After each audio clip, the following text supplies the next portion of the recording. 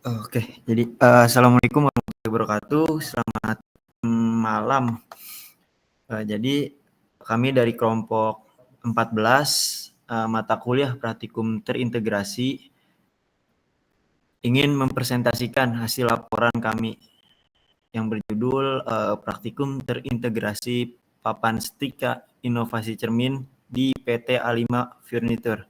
Yang anggota pertamanya saya Rian Fikriansah, lalu anggota keduanya Alfian Sa'al Rashid, yang ketiga Putri Sabandini, dan yang terakhir ada Amelia Zara. Selanjutnya bakal dijelasin oleh Saudara Putri. Silakan. Oke, untuk selanjutnya di sini ada 6 pembahasan. Yang pertama ada pendahuluan, yang kedua ada landasan teori, ketiga ada studi kasus, yang keempat ada pengolahan data, yang kelima ada analisis data, dan yang terakhir ada kesimpulan dan saran. Bab 1 pendahuluan. Pada latar belakang penelitian praktikum ini, PT A5 Furniture merupakan perusahaan manufaktur mebel di daerah Jakarta yang bergerak di bidang industri furniture, seperti desain, produksi, dan penjualan berbagai jenis furnitur. Fokus perusahaan ini pada kategori tertentu, seperti furnitur, rumah tangga, atau komersial. Aktivitas bisnis ini melibatkan proses pembuatan, distribusi, pemasaran, dan layanan pelanggan. Produk yang dibuat oleh PT A5 Furniture ini adalah cermin yang merangkap sebagai papan setrika. Banyak perusahaan-perusahaan yang membuat furniture, salah satunya cermin, akan tetapi tidak memiliki nilai ergonomi dan bahkan tidak memiliki inovasi pada produk yang dibuat. PT A5 Furniture itu sendiri merupakan perusahaan manufaktur mebel. Dalam industri ini menggunakan pendekatan antropometri. Pendekatan antropometri ini sangat dibutuhkan, contohnya saja dalam perencanaan sebuah produk, alat, dan perlengkapan. Selain itu, tujuan dari pendekatan antropometri ini adalah untuk perancangan alat dan perlengkapan adalah agar terjadi keserasian antara manusia dengan sistem kerja. Kenyamanan menggunakan alat juga bergantung pada kesesuaian ukuran alat kerja dengan ukuran manusia. Jika tidak sesuai, maka dalam jangka waktu tertentu akan mengakibatkan stres pada tubuh, antara lain dapat berupa kelelahan, nyeri, dan pusing. Maka, produk yang dibuat oleh PT A5 Furniture ini adalah cermin yang merangkap sebagai papan setrika. Banyak perusahaan-perusahaan yang membuat furniture, salah satunya cermin. Lalu, pada pembahasan penelitian ini, rapid test Rulareba digunakan, merupakan metode dalam bidang ergonomi yang digunakan untuk menilai posisi kerja pada tubuh bagian atas. Metode ini menyediakan sebuah perhitungan tingkat beban MSDS pada sebuah pekerja yang memiliki resiko bagi bagian tubuh operator, mulai dari perut hingga leher atau bahkan anggota badan bagian atas. Analisa dengan metode ini dilakukan jika terdapat keluhan pada tubuh bagian atas dari operator tersebut, yang dimana disebabkan oleh postur tubuh operator yang tidak ergonomis. Maka, Rulareba ini adalah menunjukkan untuk urgensi tindakan yang dibutuhkan oleh operator pekerja tersebut. Selain itu, proses produksi cermin ini tergolong mudah, namun seiring dengan berjalannya waktu, permintaan terhadap cermin tersebut diproduksi oleh PT A5 Furniture ini semakin meningkat dari hari ke hari. Sehingga PT A5 Furniture ini seringkali gagal dalam memenuhi target produksi cermin dikarenakan permasalahan pada proses produksinya. Selain itu, sistem transportasi ini juga memiliki peran penting untuk pendistribusian kebutuhan produk. Oleh karena itu, untuk menjamin mobilitas produk di antaranya berbagai sistem, sehingga dapat mengurangi biaya distribusi. Dan kenaikan harga bahan baku menjadi permasalahan utama bagi para perusahaan yang bergerak pada bidang industri furniture maupun mebel. Selanjutnya, ada rumusan masalah. Yang pertama, tidak memiliki nilai ergonomis, di mana produk yang dihasilkan oleh PT A5 Furniture ini tidak memiliki nilai ergonomis karena tidak sesuai dengan postur tubuh dan data antropometri di Indonesia. Yang kedua ada faktor lingkungan kerja. Faktor lingkungan kerja ini juga mempengaruhi karena kurang luasnya membuat para pekerja kurang nyaman membuat produk tersebut sehingga menyebabkan para pekerja merasakan sakit atau nyeri pada bagian tubuh tertentu. Yang ketiga ada simulasi sistem. Simulasi sistem ini tidak hanya sistem yang terintegrasi, namun menimbulkan tingginya tingkat pengangguran pada operator atau pekerja di beberapa lokasi. Yang keempat ada biaya produksi.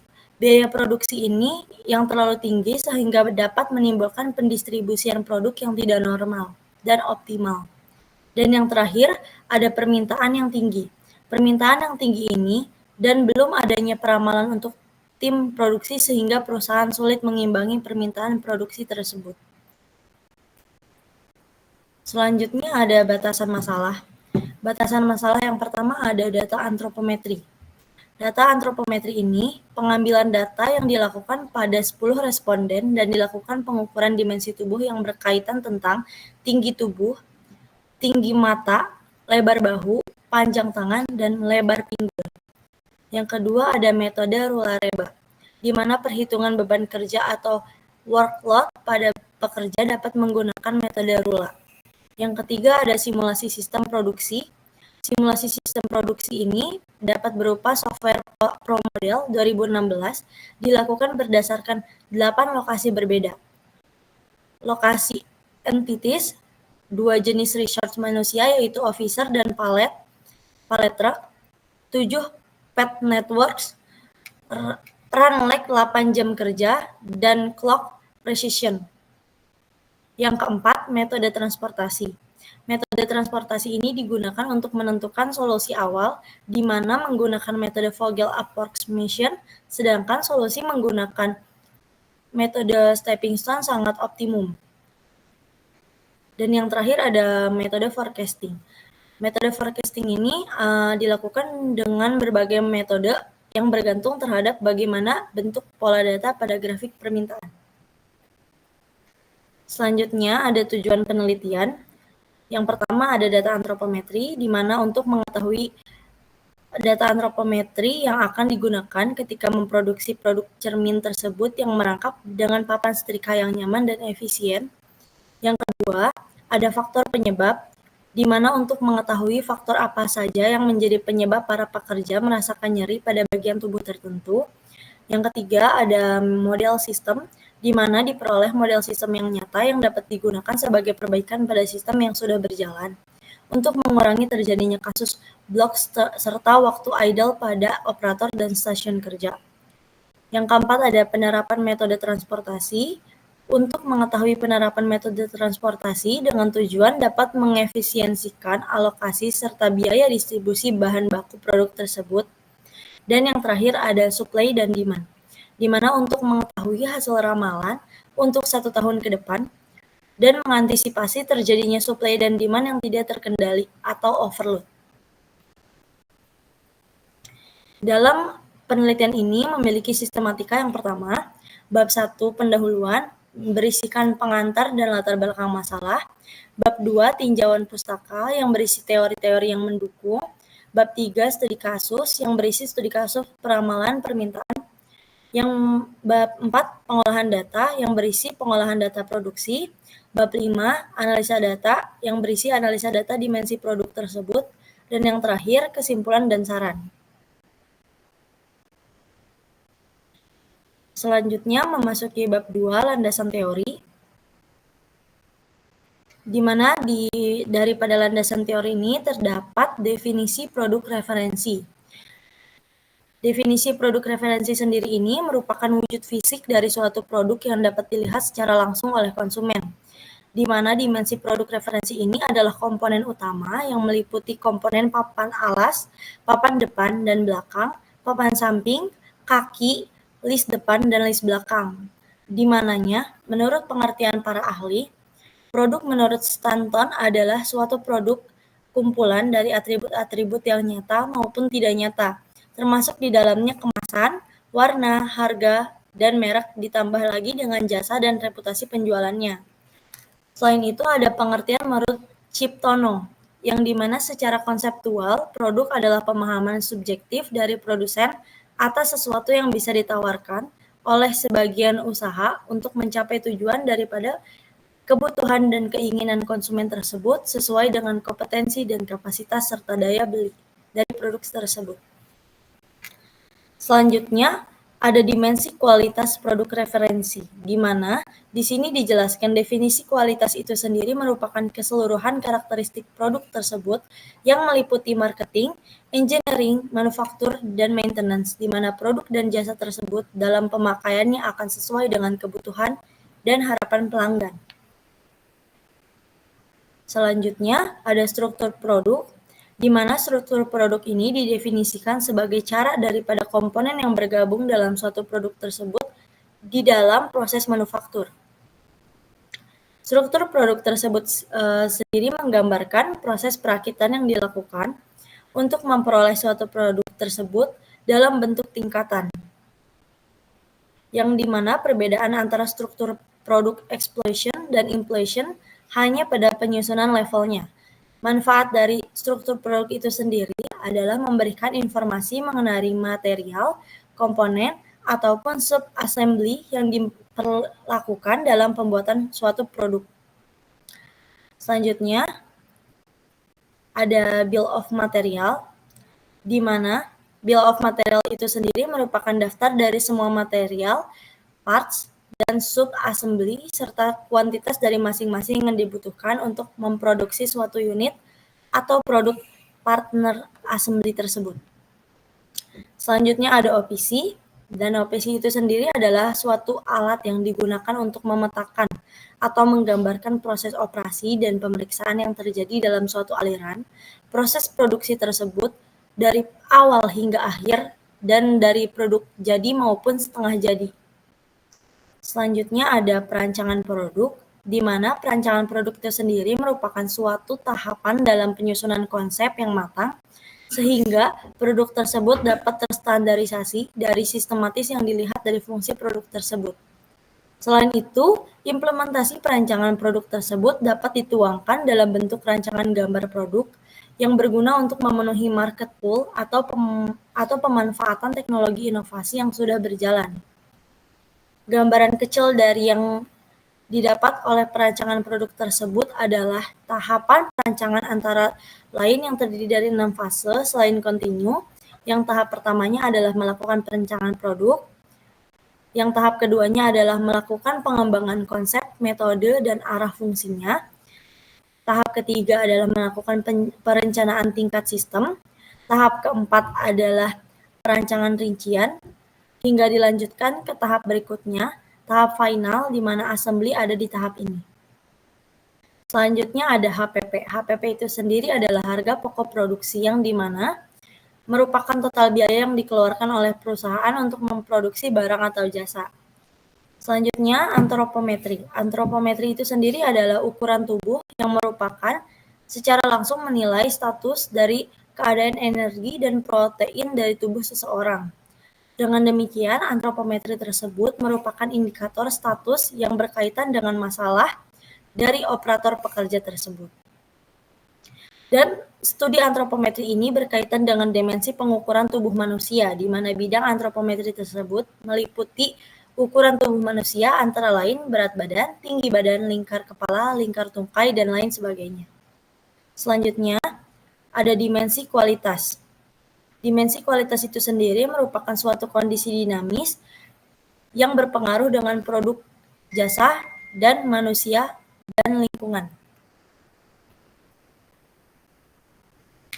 Selanjutnya ada work sampling, di mana dalam studi ini, work sampling itu sendiri adalah studi yang digunakan untuk teknik mengadakan sejumlah besar pengamatan aktivitas dari mesin kerja, proses, atau pekerja operator.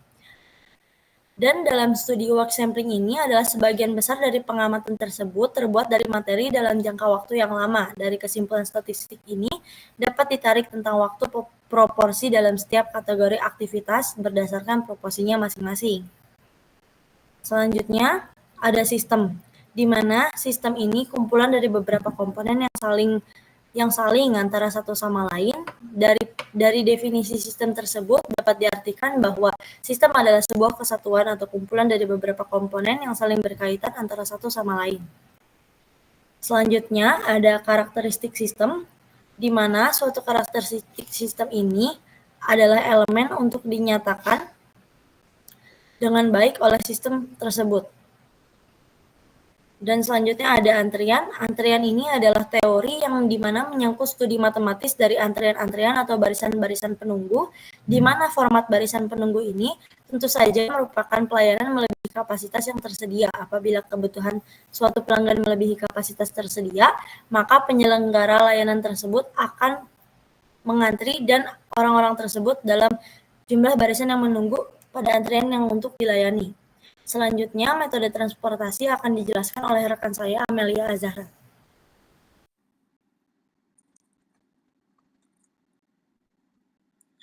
Oke, baik. Selanjutnya, metode transportasi. Metode transportasi adalah metode yang paling efisien dibandingkan dengan metode simplex. Pengguna metode transportasi ini dipelopori oleh F.L. Herzog 1941. Beberapa permasalahan yang dapat diselesaikan dengan metode transportasi adalah mengalokasikan barang atau jasa dari suatu tempat sumber atau supply ke tempat lainnya, atau disebut demand atau destination.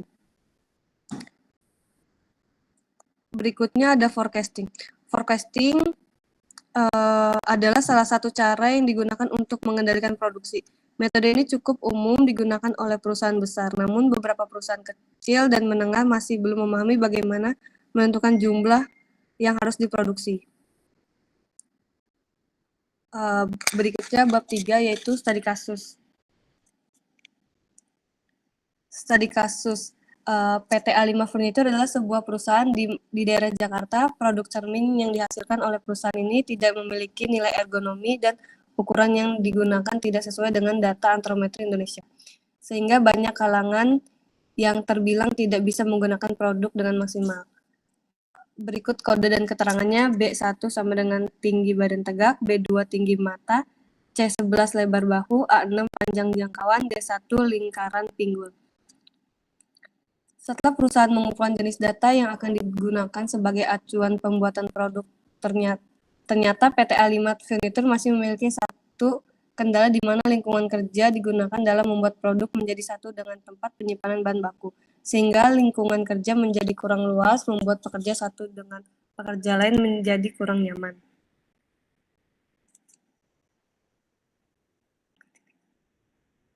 Berikut proses. PT A5 Furniture merupakan perusahaan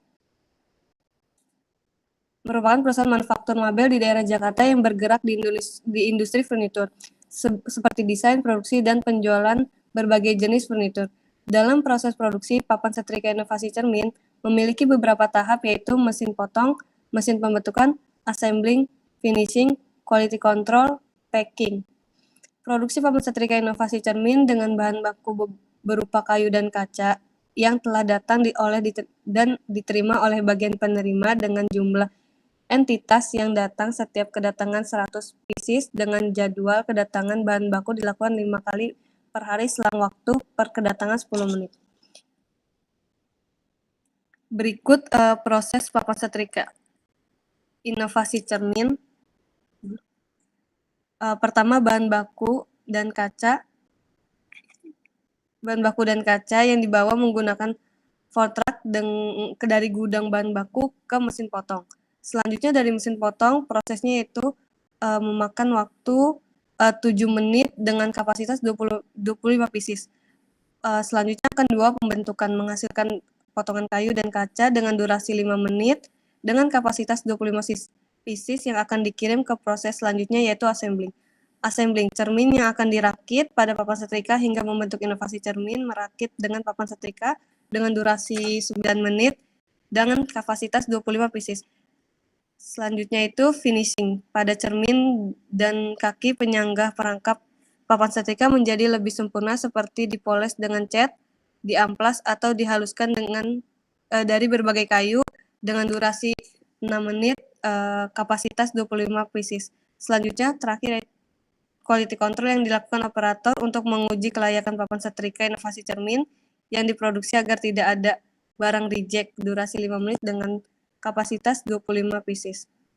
Barang yang lolos akan dilanjutkan ke packing, sedangkan barang yang tidak lolos atau reject akan dikembalikan ke assembling untuk perakitan ulang. Terakhir, packing.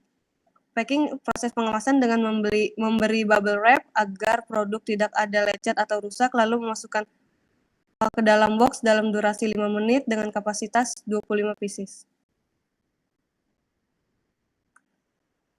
Lanjut, PT A5 adalah sebuah perusahaan di daerah Jakarta.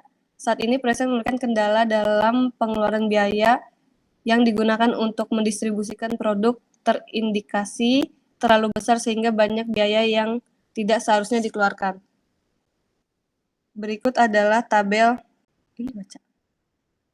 dari Jakarta ke Depok 50, dari Jakarta ke Cikupa 100, dari Jakarta ke Grogol 150, dari Jakarta ke Kapuk 200, dari Jakarta ke Bekasi 250 dengan suplai 3.000.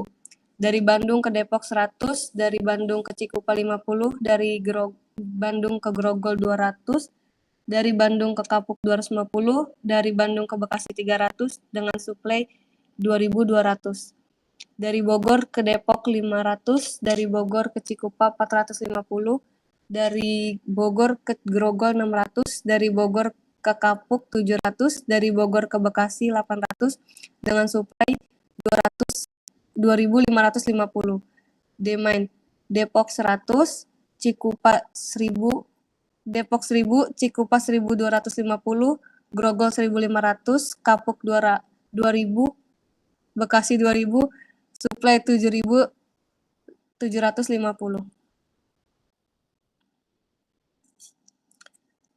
Produk yang dihasilkan oleh perusahaan ini adalah produk multifungsi, yaitu berpotensi memiliki banyak minat. Hal ini dapat menimbulkan permintaan produk yang berlebih, sehingga perusahaan ini perlu antisipasi agar tidak sulit untuk mengimbangi permintaan yang ada di perusahaan tersebut. Pada tahun 2021 di bulan Januari periode 1 permintaan 560. Di bulan Februari periode 2 permintaan 297. Di bulan Maret periode 3 permintaan 250. Di bulan April periode 4 permintaan 345. Di bulan Mei periode 5 permintaan 568. Di bulan Juni periode 6 permintaan 690. Di bulan Juli periode 7 permintaan 730. Di bulan Agustus periode 8 permintaan 234. Di bulan September periode 9 permintaan 532. Di bulan Oktober periode 10 permintaan 234. Di bulan November periode 11 permintaan 345. Di bulan Desember periode 12 permintaan 353. Berikut di 2022. Pada bulan Januari periode 13 permintaan 565, Februari periode 14 permintaan 654, di bulan Maret periode 15 permintaan 786, di bulan April periode 16 permintaan 754, di bulan Mei periode 17 permintaan 621, di bulan Juni periode 18 permintaan 451, di bulan Juli periode 19 permintaan 274, di bulan Agustus permintaan 20 periode 20 permintaan 341, di bulan September periode 21 permintaan 536, di bulan Oktober periode 22 permintaan 643, di bulan November periode 23 permintaan 234, di bulan Desember periode 2024 permintaan 687. Berikut bab 4 yang akan dilanjutkan oleh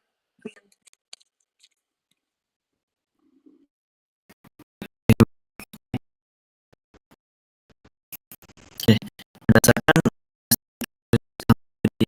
dijelaskan sebelumnya, berikut merupakan data antropometri yang kita gunakan. Yang pertama ada B1, terus B2, C11, A6, dan D1. Adapun D1 yaitu tinggi tubuh, D2 tinggi mata, D18 lebar bahu, D28 panjang tangan, dan terakhir D19 lebar pinggung. Fungsinya untuk apa D1? Yang pertama untuk mendapatkan ukuran panjang cermin.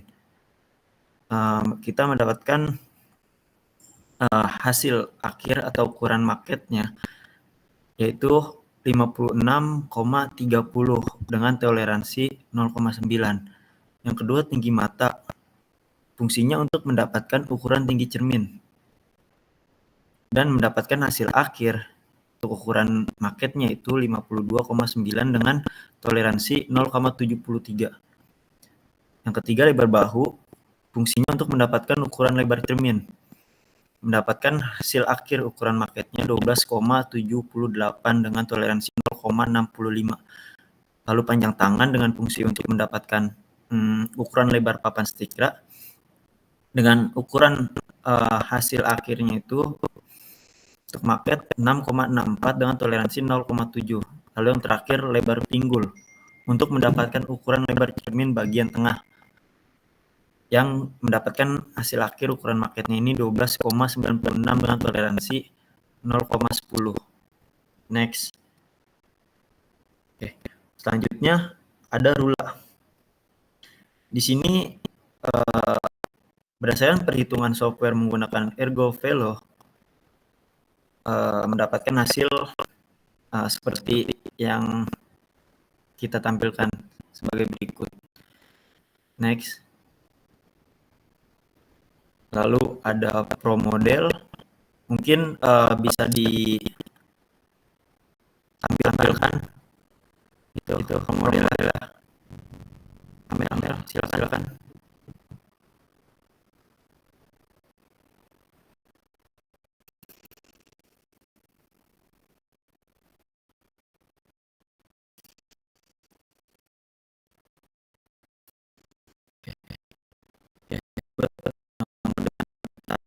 Jalankan.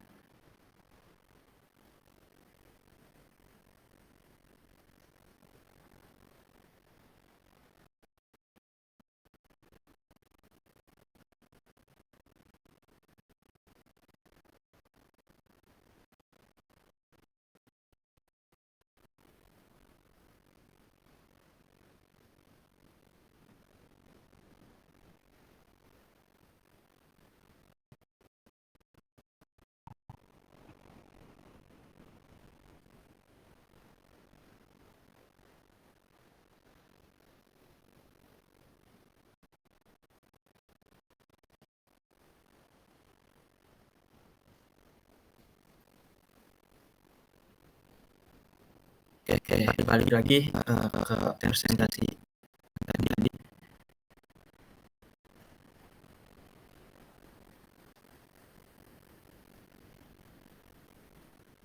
Next, tadi untuk Pro Model. Selanjutnya transportasi. Di sini berdasarkan studi kasus yang tidak sebelumnya, yaitu proses distribusi bahan baku PTA 5 Food dari suatu air ke pabrik masih belum optimal ditandai dengan besarnya biaya yang dikeluarkan sesuai dengan jumlah biaya yang telah diperhitungkan sebelumnya. Ikut tabel yang ditampilkan. Next.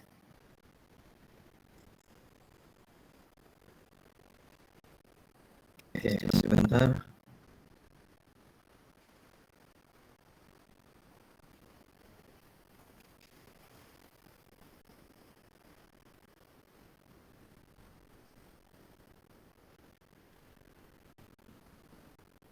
Oke, berikut hasil perhitungan manual menggunakan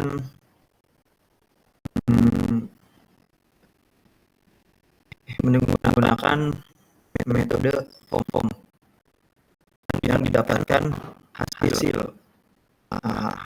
hasilnya yaitu total biaya transportasi minimum yaitu sebesar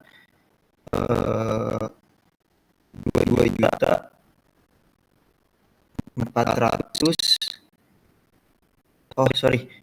didapatkan hasil 248.000. Lalu next. Lalu kita lanjut menggunakan perhitungan metode stepping stone, yang dimana prinsip dasarnya sama dengan metode lain, perbedaannya terletak pada pengujian atau nilai sel yang menentukan apakah tabel ini sudah optimum, yaitu garis besarnya pengujian untuk solusi optimumnya seperti apa. Berikut tabel yang ditampilkan, tabel hasil akhir solusi optimum akhir, gitu, yang dimana total biaya transportasi minimumnya didapatkan hasil 2.432.500. Oke, next.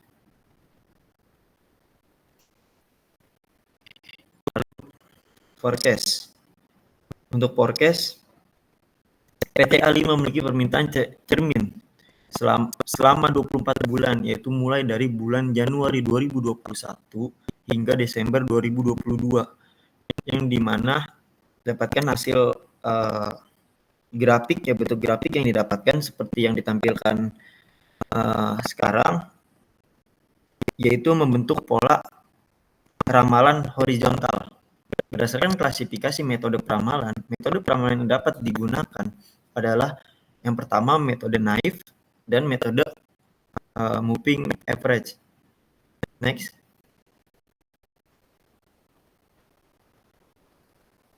Oke, berikut hasil grafik yang didapatkan oleh dari perhitungan metode Naive, yang dimana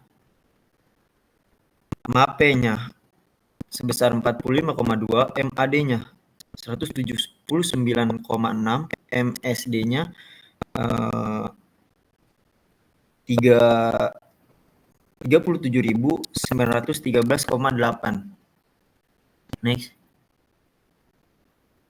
Berikut hasil grafik yang ditampilkan melalui metode moving average, yang dimana hasil MAPE-nya itu 50,9, MAD-nya 205,7, MSD-nya 54.717,1. Next. Selanjutnya analisis data.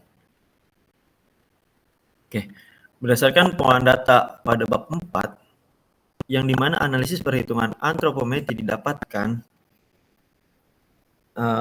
yang pertama tinggi badan tegak atau B1. Di sini data ini kita menggunakan persentil 95 atau persentil atas, yang dimana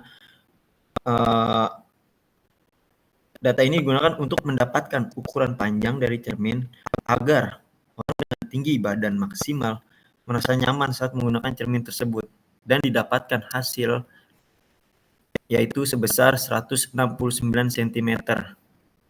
Lalu tinggi mata B2, kita menggunakan persentil 5. Alasannya agar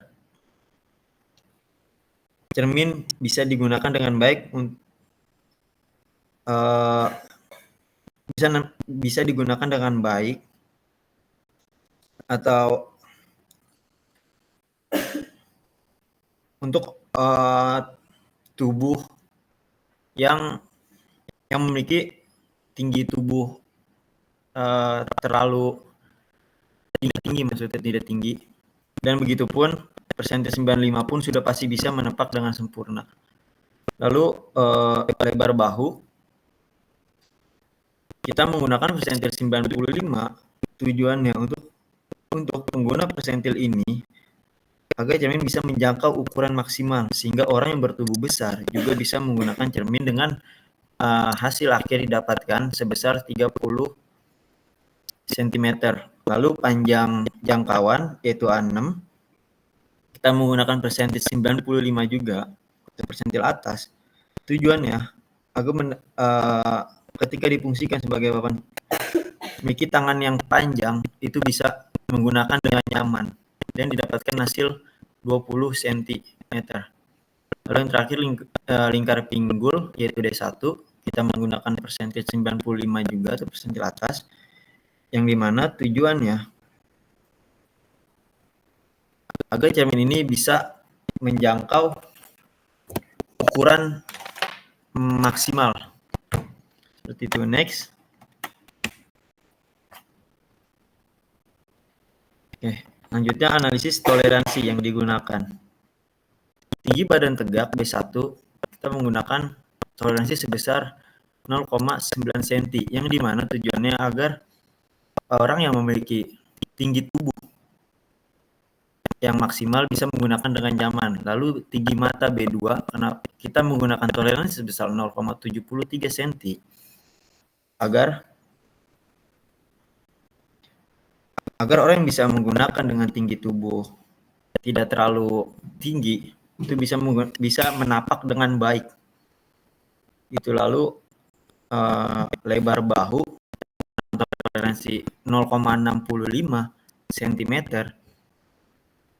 agar dapat menjangkau ukuran maksimal yang diharapkan. Selanjutnya panjang jangkauan kita menggunakan 0,7 cm agar orang yang memiliki tangan yang panjang bisa juga menggunakan dengan nyaman. Dan terakhir lingkar pinggul D1 menggunakan toleransi 0,10 cm. Tujuannya agar bisa menjangkau juga ukuran maksimal ketika digunakan, sehingga orang yang bertubuh besar juga bisa menggunakan cermin. Next. Analisis rula. Tabel di atas, skor akhir untuk aktivitas membuat produk tempat tidur dengan posisi berdiri adalah 7, yang dimana skor tersebut level resikonya berada pada kategori level resiko sangat tinggi. Kondisi ini sangat dapat menyebabkan cedera dan butuh perbaikan serta investigasi saat ini juga. Next.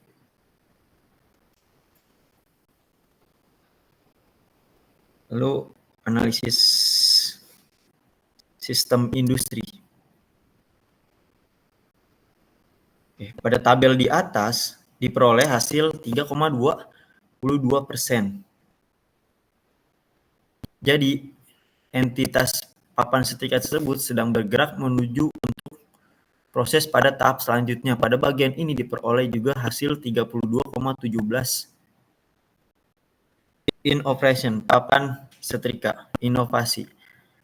Cermin jadi, artinya entitas papan setrika inovasi cermin jadi sedang diproses serta diperoleh hasil 64,61 blok inovasi cermin jadi. Artinya entitas papan setrika inovasi cermin jadi terdapat sedikit penundaan, namun masih bisa diminimalisir mengingat poin yang didapat belum di atas 70,0 dalam prosesnya, yang diakibatkan oleh proses ini masih belum menggunakan teknologi mesin, melainkan menggunakan tenaga manusia yang dimana membutuhkan waktu lebih lama. Next. Pada tabel selanjutnya diperoleh hasil exit sebanyak 500 pieces dari 480 menit proses produksi dengan rata-rata waktu dalam sistem sebesar 146,12 menit. Artinya proses produksi pada sistem sudah termasuk waktu menunggu. Sedangkan untuk rata-rata waktu operasi sebesar 47 menit. Artinya proses produksi pada operasi tidak termasuk waktu menunggu atau fear dalam proses. Kemudian pada kolom average cost tidak terdapat biaya yang muncul pada proses produksi, dari tempurung, dari bahan baku hingga proses jadi cermin, karena kami tidak menginput faktor biayanya. Alasannya mengapa grafik yang muncul hanya ada satu entitas, yaitu bracket. Jadilah karena perhitungan dari awal sampai akhir entitas sudah disimpulkan di bagian output akhir. Next. Pada tabel selanjutnya diperoleh grafik aktivitas operator pada tempatnya. Fortruck ini melakukan aktivitas dalam melakukan pemindahan proses produksi dari gudang bahan baku hingga mesin potong sebesar 32,84% dengan waktu perjalanan pemindahan proses produksi sebesar 10,38% dan waktu menganggur dari Ford Truck sebesar 22,46%. Sedangkan Pallet Truck 1 melakukan aktivitas dalam melakukan pemindahan proses produksi dari mesin pembentukan hingga ke packing sebesar 30,45%, dengan waktu perjalanan dalam pemindahan proses produksi sebesar 34,45%, dan waktu menganggur dari Pallet Truck sebesar 39,09%.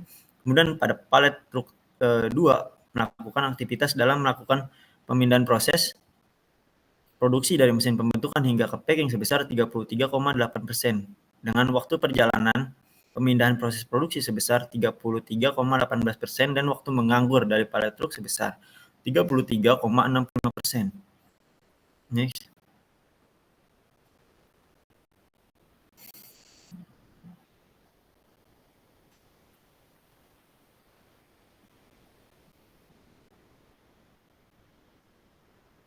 Oke, pada tabel multi capacity location state ditampilkan kapasitas yang multi karena memiliki kapasitas yang lebih dari satu. Pada grafik ini di atas ditampilkan nilai MPT dan part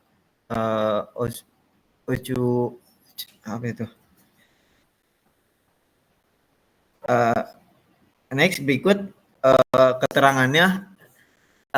Masih yang sebelumnya. Yang pertama, gudang bahan baku dalam keadaan tidak melakukan aktivitas produksi sebesar 22,86%. Dan ketika dalam keadaan melakukan aktivitas sebesar 77,14%. Lalu yang mesin potong dalam keadaan tidak melakukan aktivitas produksi sebesar 20,61%, ketika dalam keadaan melakukan aktivitas sebesar 47,08%, dan dalam keadaan full aktivitas sebesar 32,31%. Lalu mesin pembentukan dalam keadaan tidak melakukan aktivitas produksi sebesar 19,04%, ketika dalam keadaan melakukan aktivitas sebesar 41,69%, dan dalam keadaan full aktivitas sebesar 39,27%. Lalu bagian assembling dalam keadaan tidak melakukan aktivitas produksi sebesar 16,79%, ketika dalam keadaan melakukan aktivitas sebesar 38,96%, dalam keadaan full aktivitas sebesar 44,25%. Lalu finishing dalam keadaan tidak melakukan aktivitas produksi sebesar 17,81%. Dan ketika dalam keadaan melakukan aktivitas sebesar 82,19%. Lalu quality control dalam keadaan tidak melakukan aktivitas produksi sebesar 18,16%, dan ketika dalam keadaan melakukan aktivitas sebesar 81,84%. Lalu packing dalam keadaan tidak melakukan aktivitas produksi sebesar 18,16%, dan ketika dalam melakukan aktivitas produksi sebesar 81,84%. Lalu yang terakhir, gudang barang jadi dalam keadaan tidak melakukan aktivitas produksi sebesar 18,16%, dan ketika dalam keadaan melakukan aktivitas yaitu sebesar 81,84%. Next. Oke, berikut merupakan tabel pengerjaan data metode transportasi menggunakan metode FAM. Dalam pengerjaan awal sistem transportasi secara manual dengan metode FAM didapatkan hasil berikut, yang dimana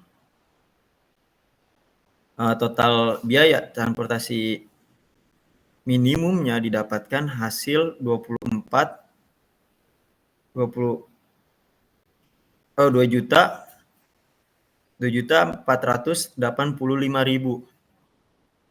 Next. Lalu untuk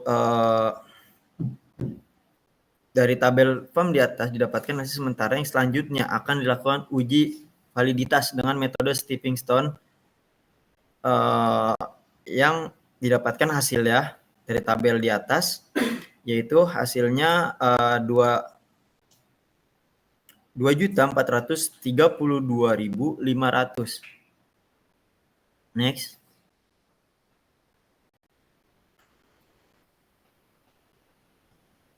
Oke, forecasting.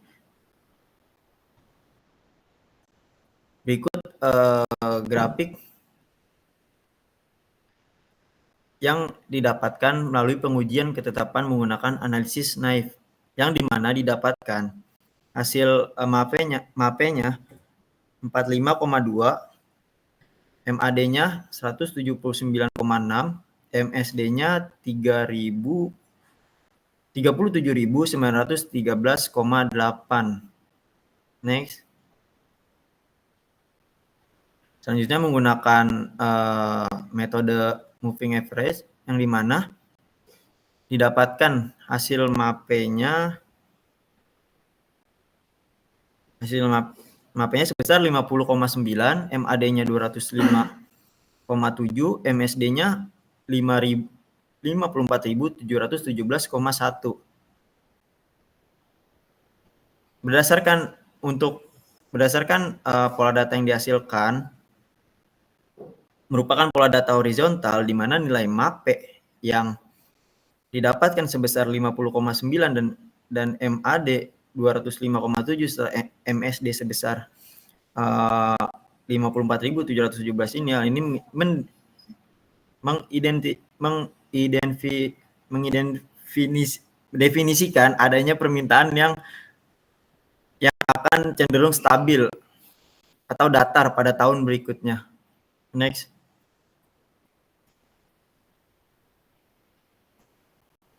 Selanjutnya akan dilanjutkan oleh Alfi. Oke, terima kasih Rian. Oke, selanjutnya ada bab 6 yang berisikan dengan kesimpulan dan saran. Oke, kesimpulan yang pertama itu ada hasil yang didapat dengan kode B1 69 cm, B2 157 cm, C11 39 cm, A6 20 cm, dan D1 itu 39 cm.